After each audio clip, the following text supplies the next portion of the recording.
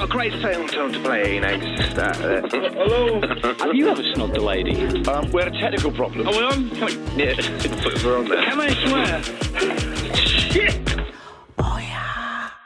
Now the anecdote forecast issued by Crunch and Roll on behalf of today's guest.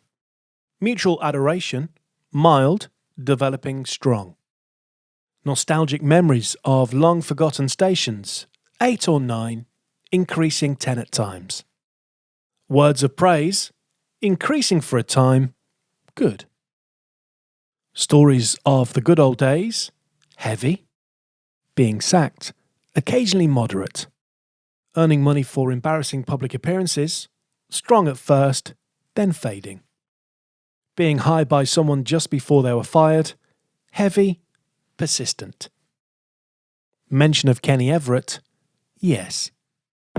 Welcome to Crunch and Roll. I'm Foxy, done breakfast shows across the UK, more recently some programmes and producing on the BBC. And today's guest was somebody that I briefly worked with in the past, so it was lovely to catch up with him after many years. It's Shaun Tilley. Now, he grafted hard to get into the industry and worked at some big stations with even bigger stars. And we chat about how he worked with his heroes at Capitol, his night DJing at a club called Bonkers, and a scary moment with Celine Dion's Minders. Just to let you know, it's a little bit sweary and does contain some adult content. Oh, yeah. I'm going to use this term very loosely for most people, but this man, in my opinion, is... I'm scared to say it, is a legend. Shaun Tilley, how are you, mate? I'm very well, thanks. Good God, I thought you were going to say something else then. I thought, how honest is he going to be, you know, because this fella's got so much dirt on me from only a year spent together in Hull. But my goodness me, I mean, I know we'll probably touch on it. Well, in fact, we definitely will. But what a year that was with you and the team at Viking in Hull. But I'm very well, and I'm going to return the favour now. When we did work together, you and a guy called Tom were doing the breakfast show at the time on that radio station, and I came on after you with the mid-morning show, I think. Not only did I think you were an absolutely brilliant listener when I was going into work every morning, but also you boys really, really looked after me. It was a difficult year, that, for me in my personal life, but my goodness me, you boys and Simon, your producer, and lots of other people as well. And when I say Simon, I mean the two Simons, the one that you're with right now, and also Greenie as well. But so many other people in Hull. It was a wonderful time for me, and everybody looked after me so well when I really needed it. So a long awaited, as far as I'm concerned. Thank you for that, because I'll always appreciate it. Bless you, mate. Well, we'll get on to Viking because, I mean, Shaun, your CV is nuts. I mean, it's the longest so far, I think. So, I mean... The reason for that is I got sacked so many times. Yeah, but they're the stories we want to hear on Crunch and Roll. So, let's go right back to the start. So, you are Welsh. Yes. And you started your career in South Wales during the mid-'80s. Blimey, Shaun. That's right, yeah, I know. Where was that? I don't know that. I think it was about 2 at the time. I was definitely the youngest DJ on ILR, as we used to call it. I was still in school. I was in my last year in school. I'd been doing hospital radio, and then I did university radio. I wasn't a student or anything like that, but the university radio station in Swansea was a really cool place to be, and a couple of the hospital radio DJs started doing shows down there. And I began as a nightclub DJ when I was 14. So not only was I on the radio, hospital radio, from about the age of 12, actually, collecting requests and things like that. And eventually they gave me my own program. But in those days, because we are going back a long old time now to the very, very early 1980s, nobody batted an eyelid if you were 14 years of age and DJing in a pub. Nobody cared if you were underage. Nobody ever checked. Providing you could DJ, then you got gigs, and I got loads of gigs. So some of the nightclub DJs that I knew were also doing shows on the university radio station. And, some of the students there ended up having careers in radio themselves. A really good bunch of people. So from there, they were doing a youth program on my local commercial radio station, Swansea Sound, which was probably only about 10 years old then. And so this is so long ago. It was before there was a network chart show. And it was on a Sunday afternoon in that slot. And eventually I sort of joined the program reviewing new singles and things like that.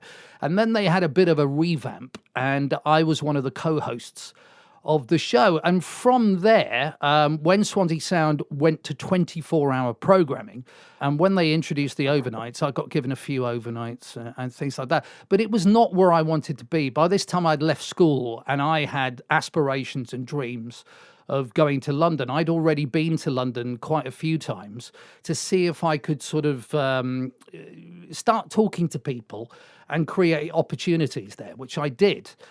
As soon as I left school, I was gone.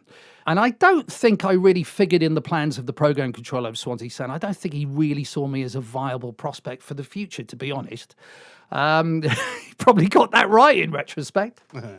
So Swansea Sound, and then, I mean, your CV, there are some big hitters on there, Shaun. I mean, some big. I mean, I want to talk about Capital. I managed to get in at Capital at the weekends because I'd already sat in on a number of shows. The main one being Alan Freeman on a Saturday morning, who was an incredible mentor to me. I started writing to him probably from about the age of 8 or 9.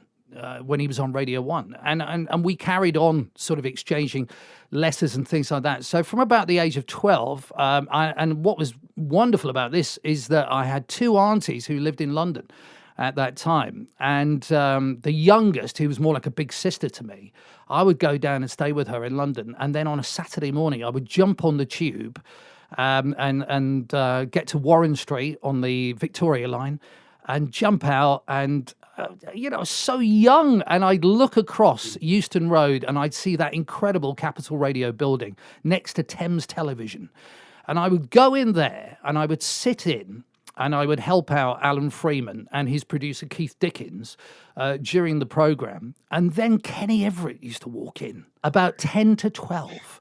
So my first ever memory of Kenny Everett, and I knew that he was going to be following Alan Freeman the first time I sat in on the show. And I was so excited, not only to be opposite Alan Freeman and watching him do a chart countdown and that legendary da, da, da, da, da, da, da, that rundown that he became so famous for. I used to get to see him do that live.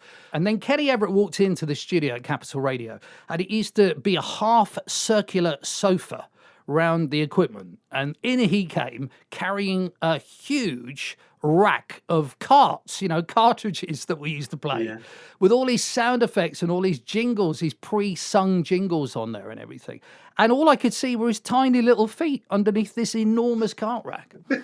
And he sat next to me on the edge of the sofa, waiting to talk to Fluff on air when they did their handover. And I always remember it. I'll never forget it. I used to have the same conversation with him every week, to be honest with you, because within 6 days, he'd completely forget who I was and then reintroduce himself to me every Saturday when I started helping out Fluff on a full, on a weekly basis. And he went, the first time, he went, hello, who are you?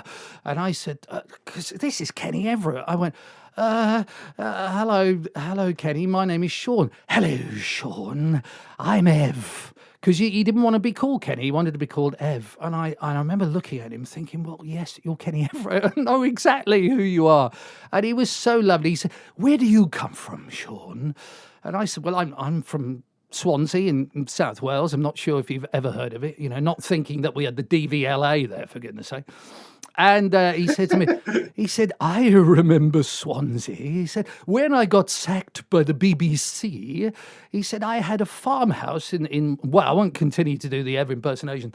And he said, we had a farmhouse in Wales, him and his wife, Lee, because he was married in those days.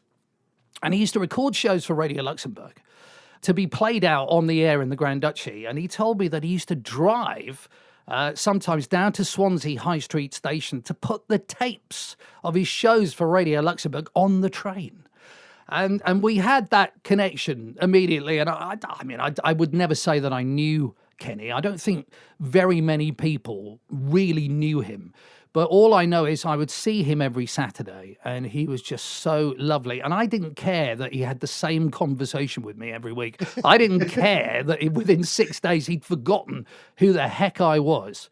It was Kenny Everett, and he was just wonderful. And all the stories that you hear about Kenny Everett from his colleagues, I think that love that they had for him, more than even the respect for what he did on air, because he was a complete one-off. You really hear it filtering through. There was a lot of love for Kenny, and I can quite understand why, even based on the very tiny experience that I had of him. So that was me at Capital Radio the first time. Of course, I ended up back there many years later as a DJ, but of course, we will come to that on Crunch and Roll. Now, See the way I did that? Yeah, See the mate. way Hey, Foxy, I'm after your gig. You can have it, mate, if you want. I tell you, you're far better than I am, sure. Now, so Capital, working with, true legends. Where's next after that? Well, I wanted to be a DJ, didn't I? And one of the things that Alan Freeman was so kind doing was putting a word in for me with lots of people. On a few visits to London prior to me moving there, I'd got to know the guys at Radio Top Shop in Oxford Circus really, really well. And they had an incredible team of DJs.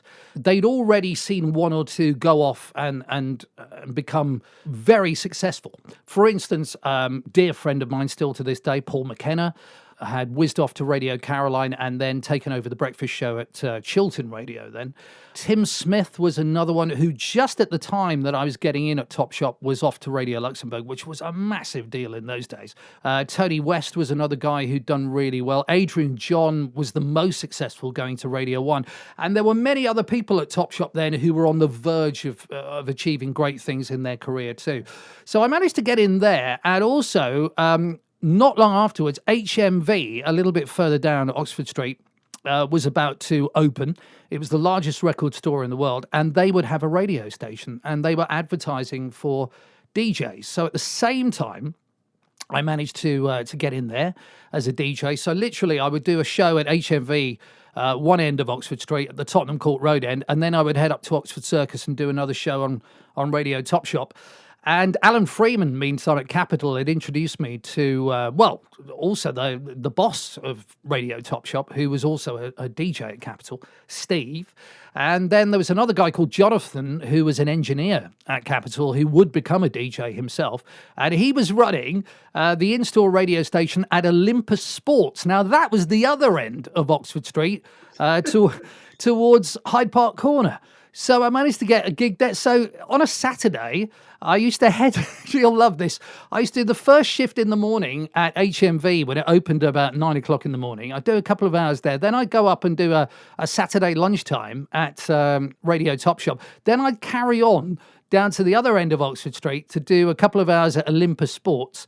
And then I used to bounce on the Victoria line at Oxford Circus, get to Victoria Station, catch a National Express train home to Swansea, which was about 3 hours, I think. And then I used to go and do a club gig. I kept my Saturday night club gig in Swansea.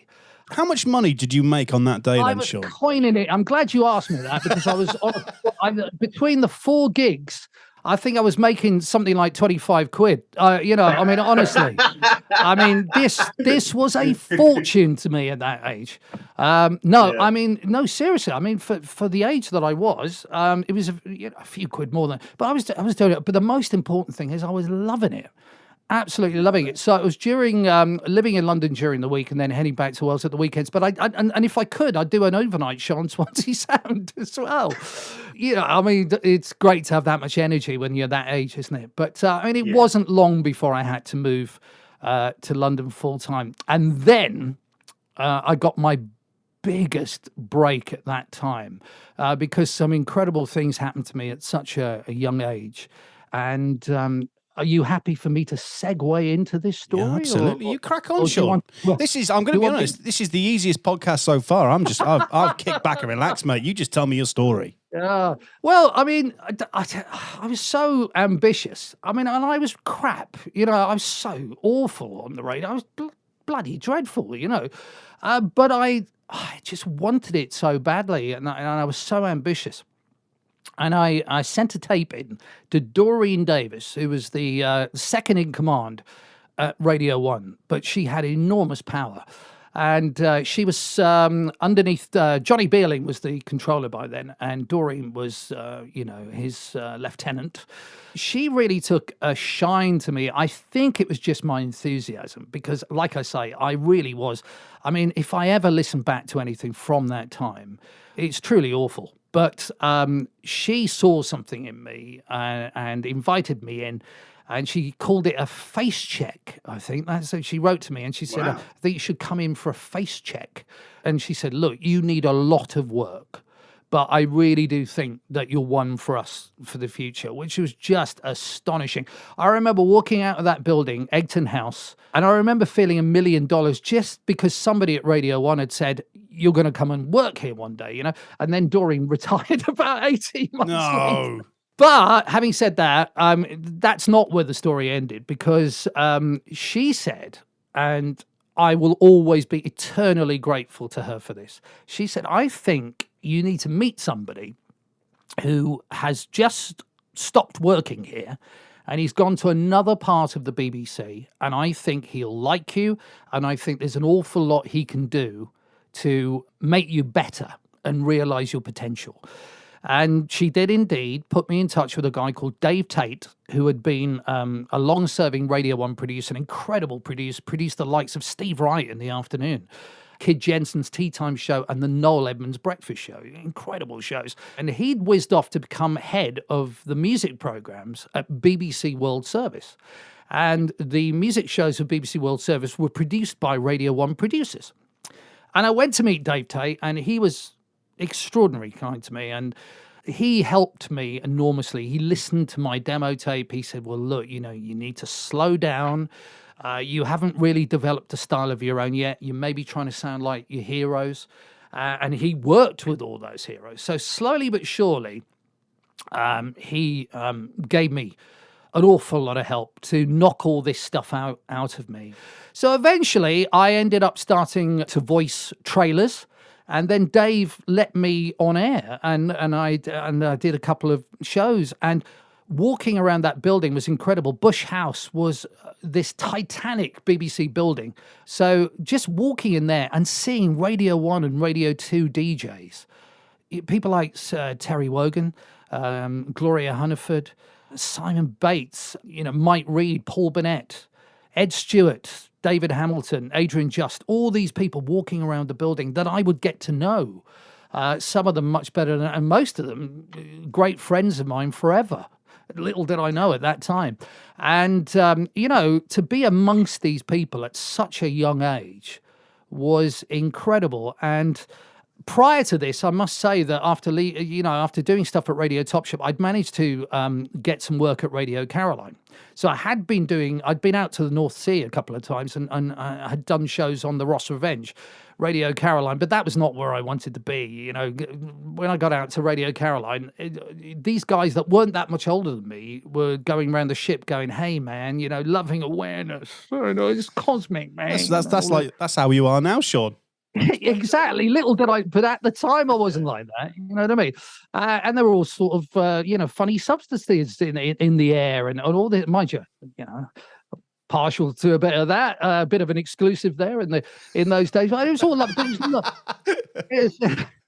it was not where I wanted to be. So after and they hated me on Radio Caroline, the bosses there. I mean, because they they believed in that sort of old Radio Caroline philosophy. Ronan O'Reilly, who I have massive respect for, who Radio Caroline was his idea. He set it up, and it did change the landscape of UK radio with those other offshore pirate radio stations. And it's lovely to be able to say that I did do Caroline, and when it came back on air in the mid-'80s, it had a really great audience because local commercial radio in the Southeast wasn't really that good at the time. That all changed when Richard Park got the gig at Capital. But prior to that, Capital Radio was quite a sort of middle-of-the-road listen. So Caroline had an audience, and it was a great place to be and to be heard.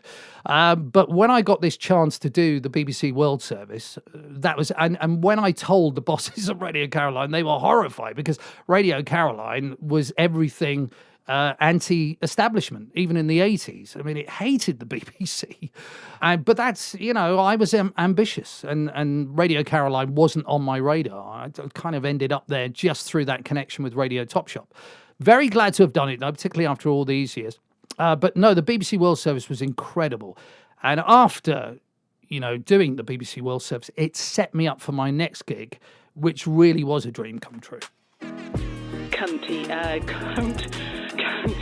We apologise, sir. We just play records till 8, 9. When do we finish? I'm not drunk. I've had a couple of drinks. I'm not drunk. So, Shaun, I'm guessing you're talking about the big one, Radio Luxembourg. Absolutely, yeah. Goodness me. And it was. At the time, if you didn't have a job on Radio 1, or if you weren't on Capital, every local commercial radio DJ in the UK was trying to get a gig at Radio Luxembourg. And I used to see the demo tapes every week. So I know, and there were some incredible people that even in the second half of the 1980s were trying to get on there. So I was so lucky, and really doing that little bit of work at BBC World Service massively helped me, because it got me around legends, and I would be around more legends when I got to Radio Luxembourg. Again, the Radio 1 DJs and the Luxembourg DJs and the Capital DJs of the 70s and 80s were radio gods to me. These were people that I massively loved and respected and hero worshipped. And that sounds ridiculous, really, when you're thinking about entering a world or trying to enter a world where these people, if you're very lucky, will become your colleagues and even your friends. And but that's and I'm not the only one. Loads of us felt like that before we were lucky enough to get big gigs. But Radio Luxembourg was still a massive, massive station, and I was thrilled to be on there. And when I got the job, little did I know, getting back to Alan Freeman that I was talking about earlier on, he, of course, had been a Radio Luxembourg DJ out in the Grand Duchy in the late 50s. And in the 60s, he used to record his shows at Radio Luxembourg's London studios in Hertford Street, where I would go for my interviews and eventually get the job. He'd been putting a word in for me, which is the measure of the man. He was just wonderful. He had told Radio Luxembourg, there's this DJ that you should be looking out for. So when I did try and get in there, they were aware of me because Alan Freeman had been bigging me up, but I hadn't said anything to me because he was such a modest guy, and I just found out by accident, really. And the lovely story is that when I got the job, and before I went out, I flew out to the Grand Duchy. It was so exciting, flying out to the Grand Duchy of Luxembourg to meet the team and do my first program. Alan Freeman had recorded me a voiceover. He was working at Capital still at the time. It was a little bit before he returned to Radio 1, and he dropped it on a reel, dropped it into Radio Luxembourg at 38 Hertford Street in London. And when I went there to pick up my aeroplane tickets to fly out to Luxembourg, they gave me the tape that he recorded his voiceover on with a little message on the front of it, which I've still got. And I played it out on my first ever show at Radio Luxembourg, and for many shows after that. So yeah, that was hitting national radio for the very first time at Radio Luxembourg, which was still such a massive deal in those days. Shaun, I need to hear that fluff name drop. That sounds amazing. I mean, there's nobody as of yet on Crunch and Roll that's got. It's got such a link to such a legend. An Alan Freeman voiceover. Okay, you can listen to it right now. Here it comes. Not off. Shaun Tilley. He's your man, right? I mean, there's so much I could say about Radio Luxembourg because I was there for quite a long time, but becoming not only a colleague, but best friends with people like Bob Stewart. I idolised Bob Stewart. He was the voice of Radio Luxembourg. I used to go to sleep at night listening to that booming, big American voice of Bob Stewart, even though he came from Liverpool. Yeah, Bob Stewart came from Liverpool, but he had this big, booming Texan accent. He was the voice of Radio Luxembourg. I grew up listening to him doing the chart show and various other programs. We not only became friends because he left Radio Luxembourg for a couple of years, tried his luck in America, and then came back to Radio Luxembourg a couple of years after that with his wonderful American wife, Cynthia. But she didn't stay. She had work in Dallas. She went back to it. Bob ended up staying in my house for 2 years, lived, upstairs in the house that I rented in Luxembourg. We we did everything together. We became the best of friends. So that was incredible. Mike Hollis, another big mate of mine at Radio Luxembourg, and also Stuart and Ollie Henry, to be with the last DJ really to join Radio Luxembourg, who had a working relationship as well as a friendship with Stuart and Ollie Henry, who was so dear to me. Sadly, both departed now. Stuart Henry was a legend of Radio 1 and Luxembourg in particular. And I became such close friends with them all. Absolutely loved it. So Radio Luxembourg was more than a radio station to me. It was a family, and I was massively proud to be part of it. All right, so look, I mean, we could be here for weeks, so I'm going to I'm going to skip forward slightly. I know you went to the Midlands for a period of time, but I did, yeah. I kind of want to touch on closer to today, and because you went to Radio Clyde, and then I want to talk about your time at EMAP. So tell me about Clyde, because that was a big station, wasn't it? Absolutely huge. And I think when I went there in about 1994, having been at Signal and Mercia, and no disrespect to those stations, they were really good stations, but Clyde was one of the big ILRs as they were. And up in Glasgow, everybody listened to it. It was my first experience of working for a radio station where everybody listened to you. I'd never experienced that before, because although I'd worked on some top stations, some people would know you from those stations, but then there would be others that would listen to others, particularly when you're on national radio. But Glasgow, everybody listened to it. It was phenomenal. And I did a late night program. So quite often I would do a gig in town at a club, maybe an early gig in a bar or something, go and do the late night program on Radio Clyde, and then if I could, go and do another gig at a club after that, because it was such a vibrant city. Even in those days, it never slept. I must tell you a funny story about a gig that I did do in Glasgow, though. I did it with two other Radio Clyde DJs, and they were Glaswegians. And everybody knew them. I'd not long been on the radio station, to be honest, even though I'd gone up to Glasgow and done gigs in my Radio Luxembourg days. But here I was as a Radio Clyde DJ. We rocked up at this club, and I'll never forget it. It was called Bonkers. And that, if ever there was a name of a club which suited it, it was Bonkers. So I turned up there, and they had a poster at the front of the nightclub advertising that there was this Radio Clyde party night with these two other DJs and me. They let those two in. It comes to me, and I get to the door, and the doorman stops me from going in. And he says, "Where's think you're going, pal?" And all this. And I said, "Well, I'm doing this gig now with those two that you've just let in. We're doing a Radio Clyde party night here." And he said, "I've no idea who you are, pal. You're not coming in," and then told me to do something, 2 words, and I'm sure you can guess what it was, but the most bizarre thing of all is, on the poster was a photo of me. So I was trying to remonstrate with this big burly Glaswegian doorman that's me on the poster there. Is there any chance that you can go and get the manager so he might let me in? Right, eventually the manager did come to my aid about 10 minutes later, after I tried to explain to this guy that post, he was having none of it. "That doesn't look much like you, pal." I must just tell you another funny story very quickly about my time at Radio Clyde as well. There was another DJ on the radio station. I think his name was Gary Marshall. Yeah, that was it. And we got on pretty well during the time that I was up there, and because we used to do a lot of gigs together. But the radio station sent him and me to go and meet Celine Dion, who was doing a gig at this, I think it might have been the Symphony Hall in Glasgow or something, if they've got such a thing there. But it's kind of like this highbrow venue. And the idea was that we presented Celine Dion with a gold disc from the radio station, because Think Twice had been #1 in the charts, and whatever album that was from, we were going to present her with this gold disc, and there were photographers there and the local media, newspapers and what have you. Stretch limo came and picked us up, which the record company laid on, and we went into the centre of Glasgow, and we met Celine backstage after or before the concert, and we've got the gold disc. And we present it to her. She is absolutely surrounded by her security team.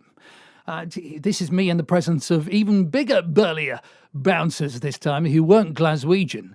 And as we're handing over the gold disc to Celine, and the photographers are snapping away. Yeah. Gary says to Celine, and I couldn't believe this. He said, "Yeah, Celine, I don't suppose you fancy after the show coming out with me and Shaun for a kebab, dear."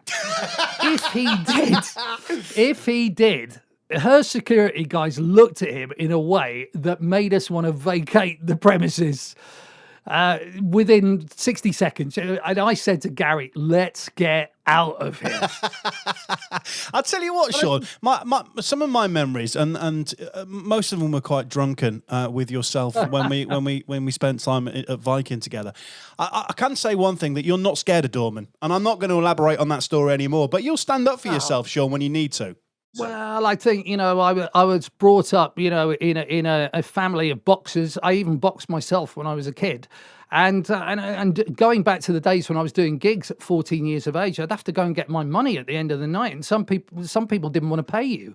And because they knew that they were young, they would tell you to go and do one as well, or in words like that. So you had to. And my dad as well, very much sort of brought me up that way.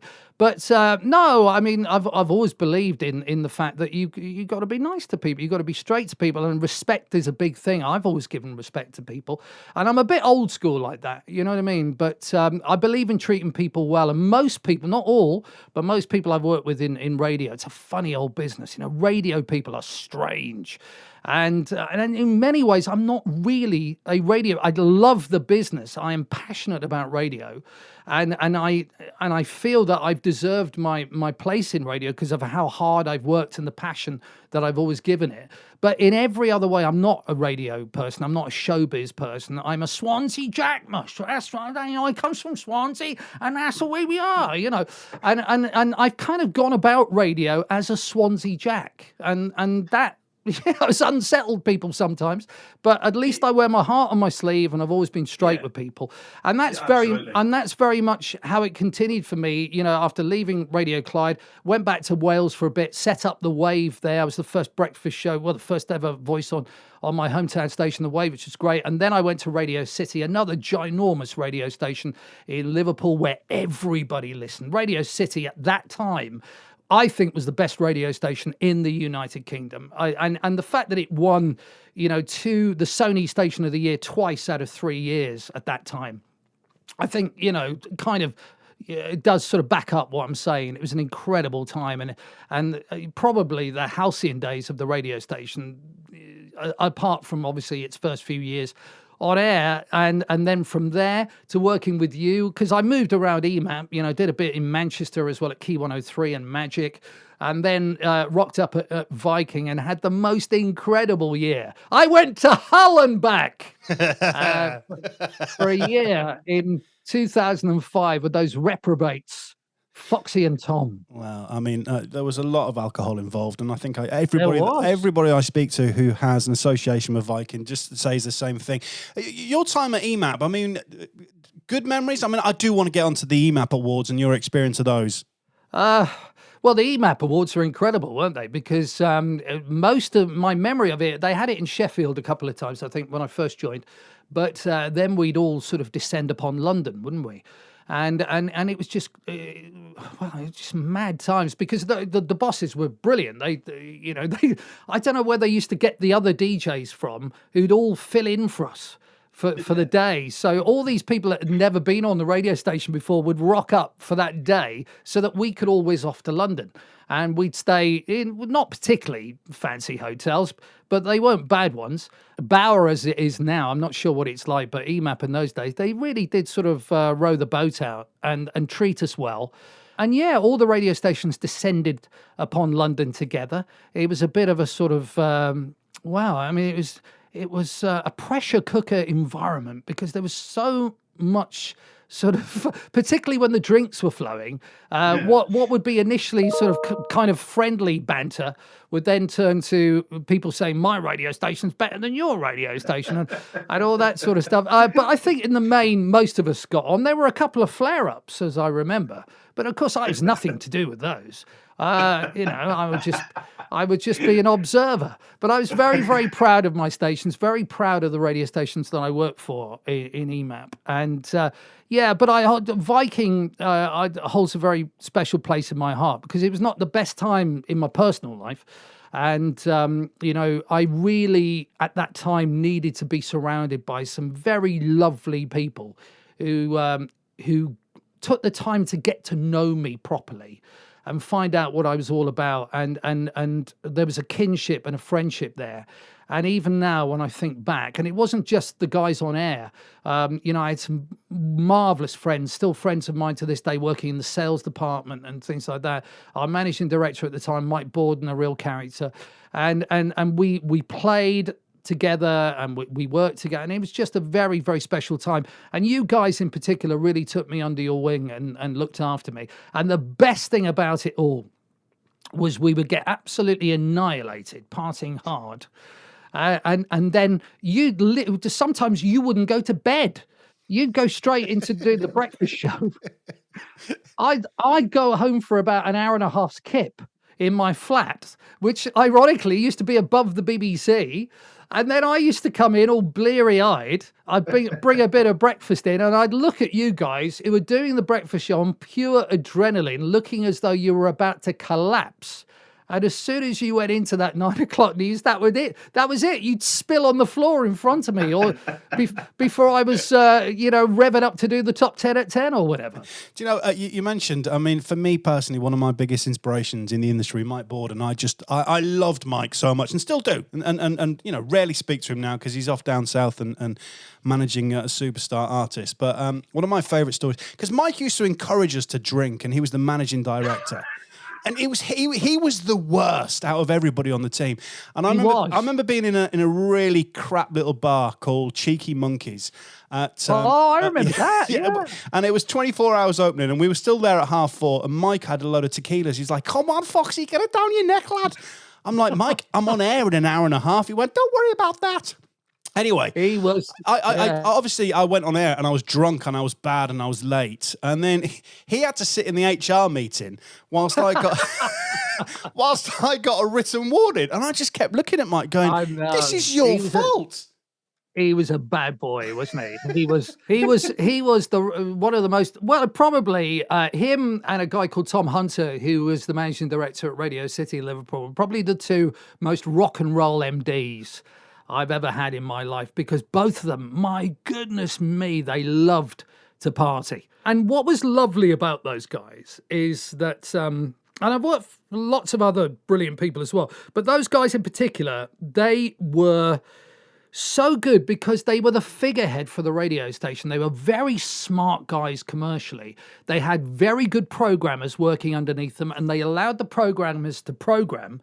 But at the same time, because they'd come from a programming background themselves, they still had great ideas for what the radio station should do on and off the air. And they were just marvelous ambassadors for the radio stations. And the fact that they used to go out and get drunk with the DJs actually, made people in the business fraternity that were, commercially involved with the radio stations, it made them love the radio stations even more, because these larger-than-life managing directors would be at the forefront of any party action going on. And I love those days, and I haven't worked in commercial radio for a very, very long time now, since I left Global, however long ago that is, 8-9 years ago. But from what I hear, commercial radio really lacks those big characters these days. Yeah, absolutely. And as I say, look, your CV is impressive. And just to name a few, I mean, the return to Swansea Sounds, Sunshine in Herefordshire. And then more. I'd forgotten all about that one. and then more recently. Thanks for reminding me. Well, this is the thing. I remember when I messaged you a couple of months back saying we're going to do these podcasts, and you said love to, and then I said send me the list of stations. It was just ridiculous. But more recently, Shaun, you're doing the work for the BBC. Are you enjoying your time doing that? Absolutely love it. I mean, a couple of those radio stations that you've mentioned there, I must also mention KCFM in Hull. I was the program director of. But yes, I had an amazing time at Global Radio in Leicester Square. I was a network presenter there, working again for Richard Park, much more intensely this time. That was absolutely amazing. And the only reason why I left was because they turned Gold, the Gold Network, where I was doing the mid-morning show at the end, they turned it into a non-stop music station outside of breakfast. So apart from the breakfast DJ, we all got laid off, which I wasn't so sad about because I'd already started working for the BBC Radio Sussex and BBC Radio Surrey at the weekends, which Richard Park was very kind enough to let me do. So I had somewhere to go. I know a lot of people left Global, didn't know what they were going to do. I already had the BBC, and I only ended up coming to the BBC and doing more. And there is a guy at this stage who I must thank, and he's still my boss to this day, who's made so many things happen for me at the BBC, a man by the name of Mark Carter, who's a wonderful radio man, and probably has been my best boss in terms of the way he's dealt with me personally, and the way that he's encouraged everything that I do at the BBC. He's given me an outlet for all of that, and I will be eternally grateful to Mark, because not only am I still at BBC Radio Sussex and BBC Radio Surrey, as I'm talking to you now, I'll be on the afternoon show today from 2:00, and I do a podcast myself. Well, in actual fact, it's a BBC radio series which has become a podcast. It's My Radio 1, and really we celebrate the first 20 years of Radio 1 when it was probably the biggest music radio station in the world, the halcyon days. And we have a series, BBC radio series called My Radio 1, which is not only broadcast on BBC Radio, but it's on BBC Sounds and then available on all other podcast platforms. And it's been a rip-roaring success. I am so thrilled to say, and we've had all the big hitters be parts of it. We don't only talk to the DJs, we talk to the production staff behind the success of the network during those 20 years. We've done another series, Top of the Pops Playback, where we go back and revisit old editions of Top of the Pops with the pop stars that did those shows originally, and the dancers, Pans People, Legs and Co. I mean, the BBC has opened up to me so much creatively, and I am a massive supporter of the BBC. I get so irate when I read the nonsense that's written about the BBC on social media. You will find that most of the people who write it have got some axe to grind with the BBC for whatever reason. They could be presenters who, for whatever reason, the BBC didn't want to employ.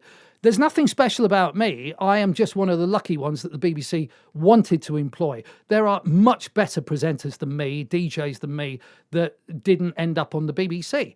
But I am very proud to be at the BBC for nearly 10 years now. And I don't really imagine myself being anywhere else, to be honest. I think, when the day comes that the BBC gets rid of me, and that may well be sooner rather than later, I'm not sure I'm ever going to do anything else on the radio, to be honest, because I have had such an amazing time over these last 10 years that anything else would be a massive disappointment for me personally after being at the BBC, because it has been everything I dreamed of working for and more. But that's just my personal experience. That was beautiful, that, Shaun. We should have played music under that. That would have brought it alive. What, Simon Bates' R-Tune music? All right, listen, Shaun, we're coming to the end of Crunch and Roll. I mean, we could have, as I've said several times, we could have talked a lot longer with Shaun Tilley, because your career has been wonderful and long, and some major hitters in there as well. Let me just quick fire questions, Shaun. Highlights for you? Oh, there's so many. I mean, I've interviewed some incredible people in my time to be. When I was at Radio Luxembourg, I interviewed Robin Williams, for goodness sake, and Robert De Niro. Can you believe it? I actually interviewed Robert De Niro. I mean, he didn't want to be interviewed by me, but it was when Goodfellas came out, and I did. I went around the country and compared tours. Bros, when Bros were at the height of Bros Mania, and introduced them on stage. I mean, it was, I can still hear the screams now. Things like that, I think when I was on Radio Luxembourg, it was not long after the Berlin Wall came down that Mike Hollis and myself travelled to a little village called Sonderhausen in the eastern part of Germany. And it took about 8 or 9 hours to drive there from Luxembourg. And it was incredible because as we drove through the former West Germany, there were all these Audis and BMWs and Mercedes on the autobahns. And then as we got into the eastern part of Germany, everybody was driving around in tiny Trabants. The stark difference between wealth and poverty, because the wall had only come down a couple of months before. It was to be so young and in that position. And we went to this little village to compare the first ever open-air rock concert in the former East Germany. We were the compares, Mike and I. And on the bill was Snap, who had a huge hit at the time with The Power. Labi Siffre was on the bill. The Farm, who were huge at that time. It was just before they brought out the Groovy Train and All Together Now. And we were all in this hotel. And to be in the eastern part of Germany at that time, and Radio Luxembourg, the English service, had more listeners in that part of Germany than even the German service of RTL. And those people used to ring us at night to tell us that when the wall came down, they still couldn't get to various members of their family because they were still trapped on the eastern side and they were on the western side. And these people used to ring us up at night in floods of tears telling us their personal story because we were more than DJs to them. We were friends, you know. And if Everett brought home the power of radio to me, it did at that time. And I'm glad I realized that at such a young age, just how important radio is to people, particularly when they've got such troubled lives, when their private lives are in sheer devastation. The fact that we were on the radio every night playing pop music to them, when they had all that stuff going on, where they didn't even know whether members of their family were still alive, to be on a radio station that meant that much to that many people, I think that probably is the career highlight, although there have been many, many years, because I'm so fortunate to have done this job for the best part of 40 years now. Blimey, Shaun, I thought you were going to say getting a car with your face on the side, but that was different gravy, that level. I'll tell you, look, before that was the low light. Yeah, I'll tell you what, Shaun. I mean, look, I spent a year with you. I think your passion for radio was incredible. You are right. You work very hard. Your knowledge of music is second to none. There's nobody else on this planet that knows music like you. And you're just a nice guy, Shaun. So I would like to, just one more question, and something which has baffled me for a few years, actually, about you, Shaun, because you are definitely punching above your weight when it comes to your wife. Well, it's the size of my personality. Ego. Yes, just the enormous proportion of my charisma. I even met her at a radio station. Do you know what I mean? And I'm glad that you mentioned that because my wife is an incredible person and has given me. I've got 5 kids and has given me my youngest 2. And to go, I mean, that's the only thing that means more to me than radio is my family. And I'm lucky. I've got 5 children between the ages of 29 and 8. I know what you're going to say. I don't look old enough. Even though I'm talking to you now, I have silver hair. This is on video, this bit. But yes, my wife, Opal, and I couldn't do any of this without her. Exceptional woman. Shaun, thank you so much for being on Crunch and Roll. It's I've not seen you for such a long time. We must, I know I'm going to say it and we never will, but we must meet for a beer very soon. Absolutely. I mean, are you still Midlands way? I am, yeah, Worcestershire. My eldest 3 live in Worcestershire. Oh, so there we go. we have to. Yeah, I've only just told you that, by the way, because I've been dodging you for so many years. No, but it's an absolute pleasure to be on this podcast. I love the sound of this podcast, and I've seen the other guests that you've got lined up as well. So I'm humbled that you'd want to talk to me. And again, Foxy, thank you for the year that we had together in the mid-noughties, because that was a special year, and I thoroughly enjoyed not only working with you, but especially drinking with you. Oh, yeah. You'll be listening to Crunch and Roll with me, Shaun Tilley. Subscribe on your favourite podcast app to get every new episode as soon as it drops. Crunch and Roll is a 969 media production presented by John Foxy Fox and produced by Simon Bollocksy.